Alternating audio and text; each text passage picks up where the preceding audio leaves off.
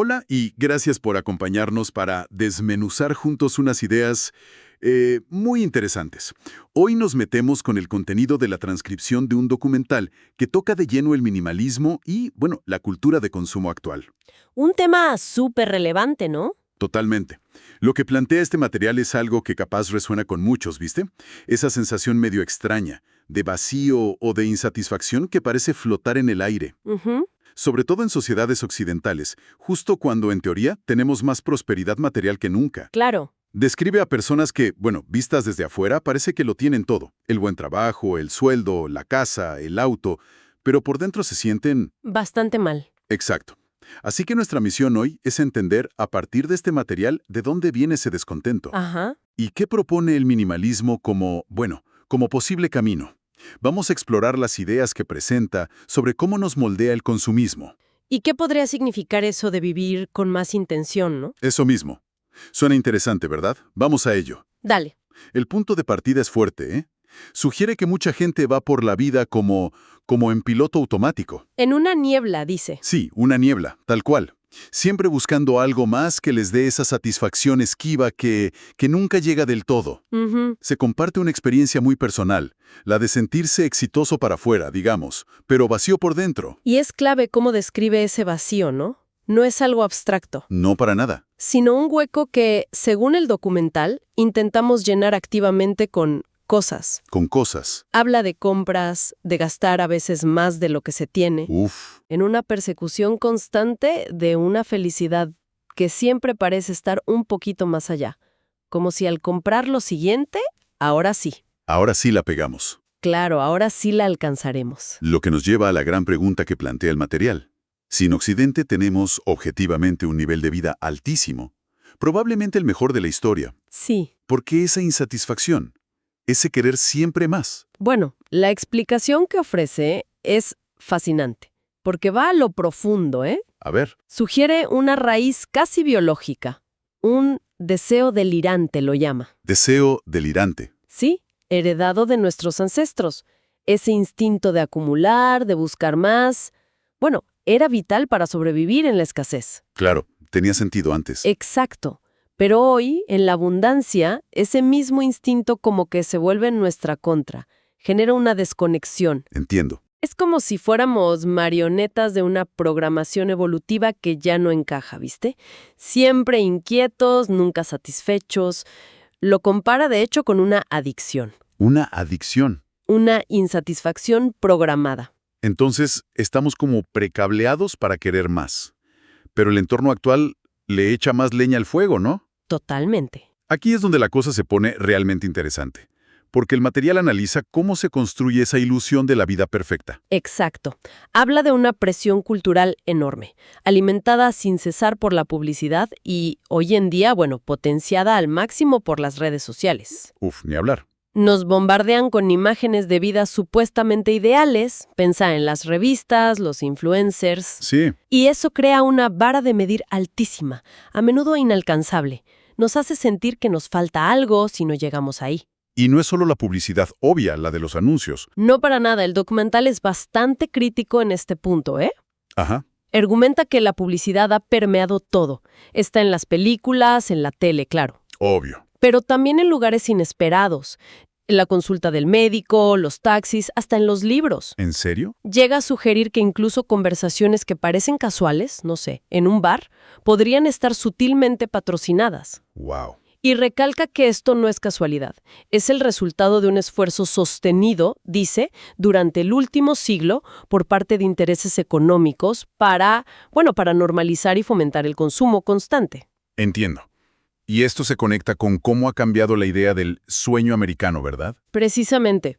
Explica cómo esa idea, que originalmente tenía más que ver con la oportunidad, la igualdad, el esfuerzo, Algo más profundo, quizá. sí, se fue transformando en algo mucho más centrado en lo material. El tener una casa grande, 2 coches, aspirar a un sueldo de 6 cifras, se convirtió en la meta casi por defecto. Y los medios ayudaron a eso. En buena parte por cómo los medios retrataban la vida normal y deseable, ¿sí? Y a todo esto, se suma que de repente, comprar cosas se volvió increíblemente fácil. Y barato. Ese es un punto crucial que resalta el material. Señala que, sobre todo desde mediados de los 90, Ajá. con la globalización, la producción masiva en lugares como China, bueno, nos inundamos de productos baratos y accesibles. Sí, todo made in China. ¿El resultado? Una acumulación sin precedentes. Menciona datos que son impactantes. A ver. Las casas son mucho más grandes.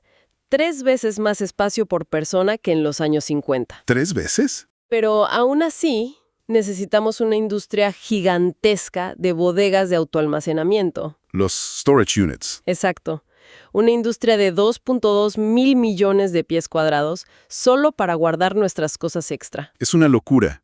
Casas enormes y además necesitamos bodegas. Y lo más irónico, según un estudio que citan usando mapas de calor del uso del hogar, Mapas de calor. sí, para ver qué partes de la casa se usan más. Resulta que la gente promedio apenas utiliza activamente un 40% de su casa. El 40%. Hay habitaciones enteras, como el comedor formal o el porche delantero, que en muchas casas están prácticamente de adorno, Espacios vacíos. que llenamos con cosas que no usamos. Vale, entonces tenemos este panorama. Insatisfacción programada, presión cultural para consumir, acumulación de cosas que ni siquiera usamos. Es un poco desolador, ¿no? Sí, la verdad que sí. Pero frente a esto, el documental introduce una alternativa. Y lo hace a través de una historia personal. Ajá. Uno de los creadores del documental cuenta cómo notó un cambio muy positivo en su mejor amigo de toda la vida, Josh. ¿Qué cambio? Lo vio realmente feliz, con una calma que no le veía hace años. Y cuando le preguntó qué había cambiado, la respuesta fue una palabra: minimalismo. Minimalismo. Una palabra que a veces suena un poco, no sé, extrema. Austeridad total. Sí, puede sonar así. Pero el documental se esfuerza en aclarar que no se trata de eso, al menos no necesariamente. Entonces, ¿cómo lo presentan? Más bien como una herramienta. Una herramienta para vivir con más intención. Me gusta eso de herramienta. La definición que dan es sencilla, pero potente. Cada cosa que posees debe tener un propósito claro o traerte alegría genuina. Un filtro, digamos. Exacto, un filtro personal. ¿Esto realmente añade valor a mi vida? Si la respuesta honesta es no, entonces, bueno, hay que cultivar la disposición a dejarlo ir. No es sufrir por no tener. No, para nada. Es ganar claridad y espacio físico y mental al deshacerse de lo superfluo. Y los propios protagonistas del documental lo aplicaron a fondo, ¿no? ¿Sí? Cuentan que llegaron a donar, vender o regalar alrededor del 90% de sus pertenencias. ¿El 90% es muchísimo? Sí, pero insisten en que el objetivo no era solo tener menos por tener menos. Ese menos era el medio para conseguir algo más valioso. ¿Qué cosa? Una vida más deliberada, más enfocada en lo que realmente importaba para ellos, liberarse del peso de las posesiones para ganar libertad.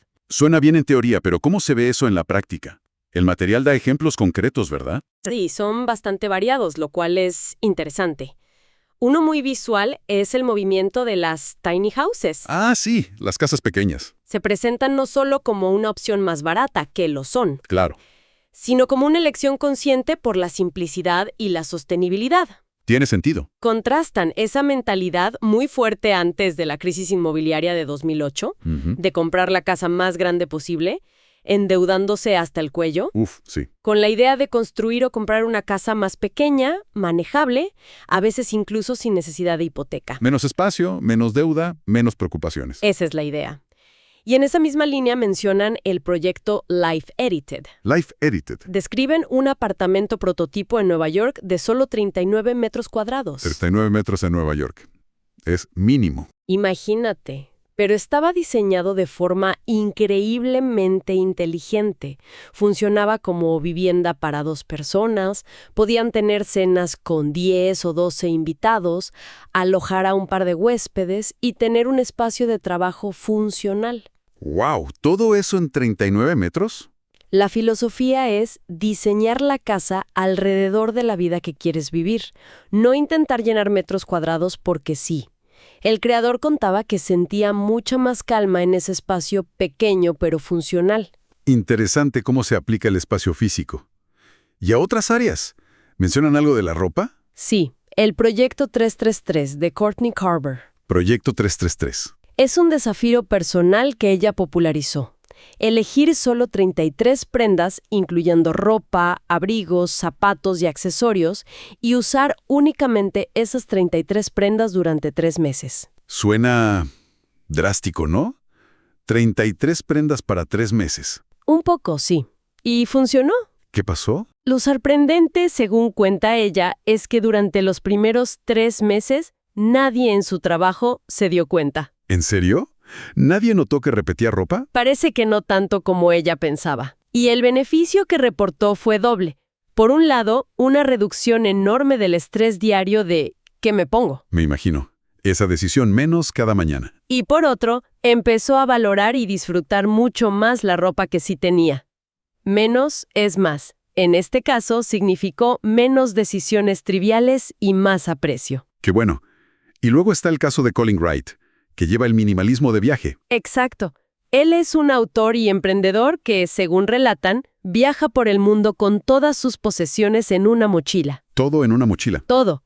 En un momento dado hizo inventario y tenía 51 objetos en total. 51 objetos. Impresionante. Para él, esta elección fue parte de un proceso más grande. Dejar una carrera corporativa tradicional para buscar una definición de éxito que no estuviera basada solo en el dinero o el estatus profesional, ¿Sino en qué? sino en su propia felicidad y libertad. Eso conecta con el tema del dinero y la felicidad, que también tocan. Mencionan una cifra famosa. Sí, citan esa investigación bastante conocida que sugiere que, al menos en Estados Unidos, a partir de unos $70,000 de ingresos anuales, Ajá. ganar más dinero no necesariamente se traduce en un aumento significativo de la felicidad o el bienestar diario. O sea, hay como un techo. Exacto, como si hubiera un punto de suficiencia material, y más allá de eso, la felicidad dependiera de otros factores. Interesante. Incluso mencionan una frase atribuida a Jim Carrey que dice algo así como: ojalá todo el mundo pudiera volverse rico y famoso para que se dieran cuenta de que esa no es la respuesta. Fuerte esa frase. O sea que el objetivo no es necesariamente ganar más y más. El enfoque que propone el material cambia. No se trata tanto de la ganancia financiera como de la libertad financiera. Libertad financiera. ¿Cómo la definen? De una forma muy concreta, como la capacidad de ser dueño de tu tiempo, de decidir cómo quieres pasar tus días. Ser dueño de tu tiempo. Me gusta. Argumentan que si bien aumentar tus ingresos puede ser difícil y no siempre está bajo tu control, Cierto. reducir tus gastos y necesitar menos sí es algo que está más al alcance de la mayoría. Y al hacer eso, el dinero que tienes rinde más. ¿Rinde más en términos de qué? De autonomía, de tiempo libre. Todo esto suena muy bien para una persona soltera o una pareja sin hijos. Pero, ¿y las familias? ¿Es realista el minimalismo con niños? ¿El documental aborda esto? No. Sí, y es un punto importante. Presentan el caso de Patrick Rohn. Él está casado y tiene 6 hijos. 6 hijos. Ahí sí que hay cosas seguro. Me imagino. Pero él explica que no se trata de imponer reglas súper estrictas tipo solo puedes tener 5 juguetes. Ah, bien. Más bien lo enfocan como un proceso, de cultivar la intencionalidad, de tener conversaciones en familia sobre el consumo, sobre para qué sirven las cosas, sobre qué es realmente importante. Un diálogo familiar. Es un aprendizaje conjunto, no una imposición. ¿Y recalcan algo sobre el ejemplo de los padres? Fundamental. Dicen que los niños aprenden mucho más viendo cómo viven sus padres que escuchando lo que les dicen. El ejemplo arrastra, como dicen. Tal cual. La idea es que si los padres viven de forma más consciente, menos centrada en lo material, ese es el mejor ejemplo. Reducir el ruido consumista en casa, argumentan, puede ayudar a los niños a descubrir sus propios intereses y pasiones.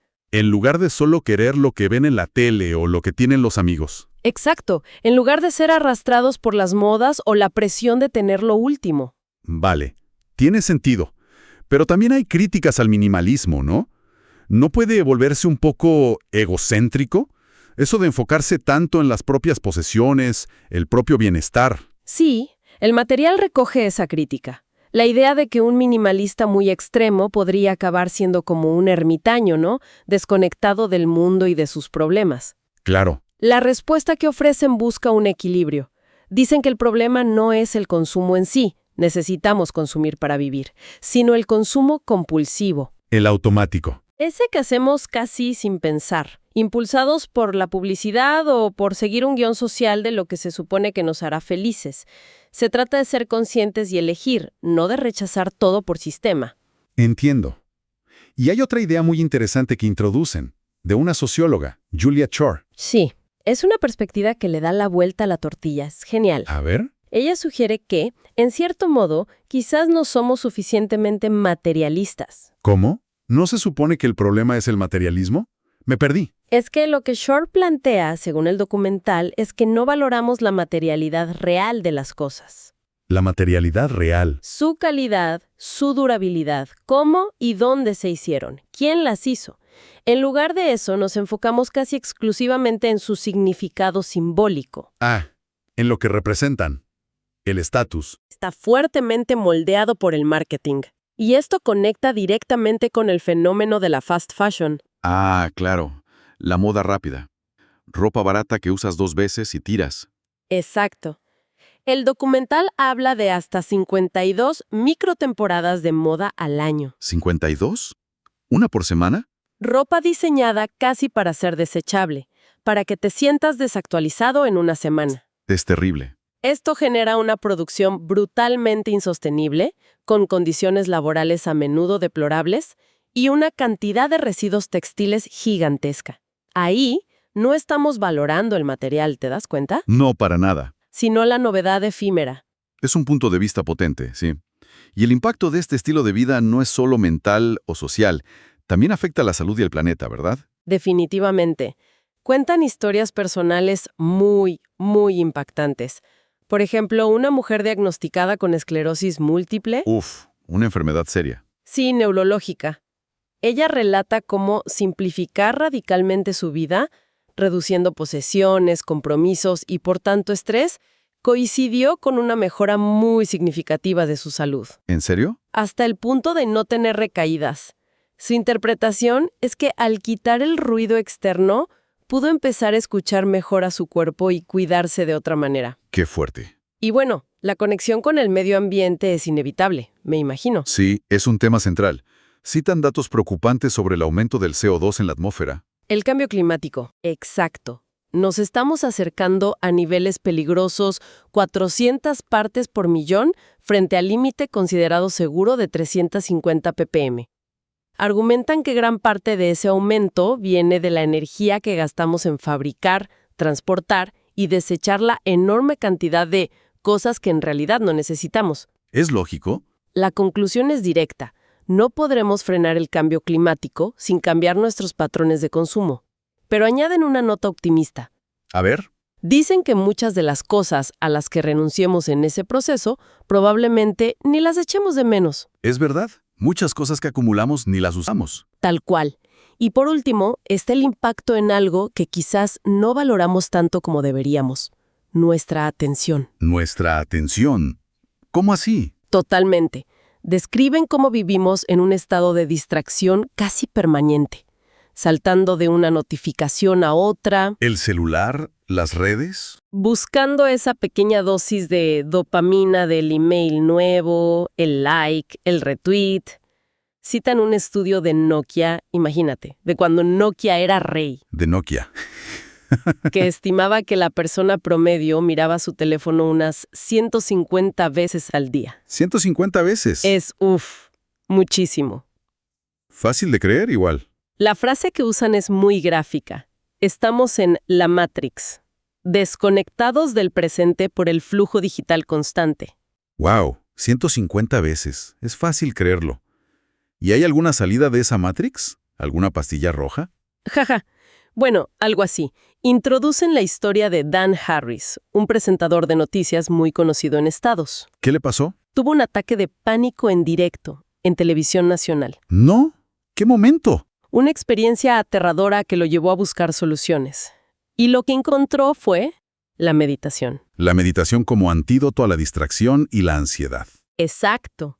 Explica cómo la meditación le ayudó a cultivar la capacidad de estar presente, de observar sus pensamientos sin ser arrastrado por ellos. A no engancharse con todo. Claro, a contrarrestar esa tendencia a darle vueltas al pasado, o preocuparse por el futuro, la rumiación, le dicen, y la búsqueda constante de estímulos.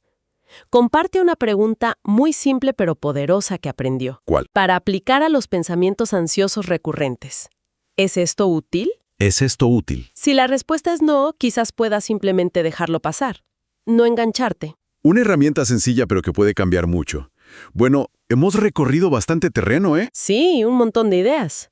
Si tuvieras que resumir las ideas centrales que nos deja este material, ¿qué dirías? Yo diría que, fundamentalmente, describe una cultura de consumo que, aunque nos ha dado mucha abundancia material, bueno, paradójicamente, parece generar también mucha insatisfacción Mucho estrés, mucha desconexión. de nosotros mismos, de los demás y del planeta también. Y frente a eso, el minimalismo se presenta no como una receta mágica ni como una privación dolorosa. Exacto, no es eso, sino más bien como una invitación Una invitación a la intencionalidad. a ser intencionales Una herramienta para cuestionar el más es mejor automático. y empezar a preguntarnos qué es lo que realmente valoramos. Los ejemplos que vimos son solo distintas formas de eso. Claro, desde cambiar de casa hasta elegir la ropa o manejar el móvil. Son solo distintas manifestaciones de esa búsqueda. Búsqueda de propósito, de claridad y, en última instancia, de libertad. Libertad. Del desorden, de la deuda, de la distracción, de las expectativas ajenas. Y queda claro que no hay una única forma de hacerlo. No. No es un club con reglas estrictas. Para nada. El material insiste en que son principios que cada uno adapta a su vida.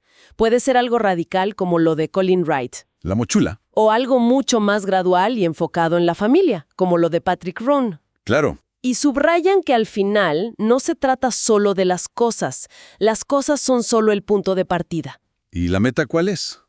La meta parece ser una vida más rica en lo que de verdad importa. Relaciones, experiencias, crecimiento personal, contribuir a algo, encontrar sentido. Me quedo con eso. No se trata tanto de quitar cosas, sino de hacer espacio para lo importante. Exacto, hacer espacio. Y quizá la idea más potente, la que resume todo, es esa frase que uno de los protagonistas comparte casi al final. Un consejo que le dieron y le marcó profundamente. ¿Cuál es? Ama a las personas y usa las cosas, porque lo contrario nunca funciona. Ama a las personas y usa las cosas. Uf. Da para pensar, ¿verdad? Muchísimo. Nos deja reflexionando sobre nuestras propias prioridades y cómo nos relacionamos con el mundo material y, sobre todo, con la gente que tenemos alrededor. Una buena nota final para seguir masticando después de esta conversación. Totalmente de acuerdo. Donde el arte respira y que el arte se inspira. Si horizontes son Bella Podcast. Si un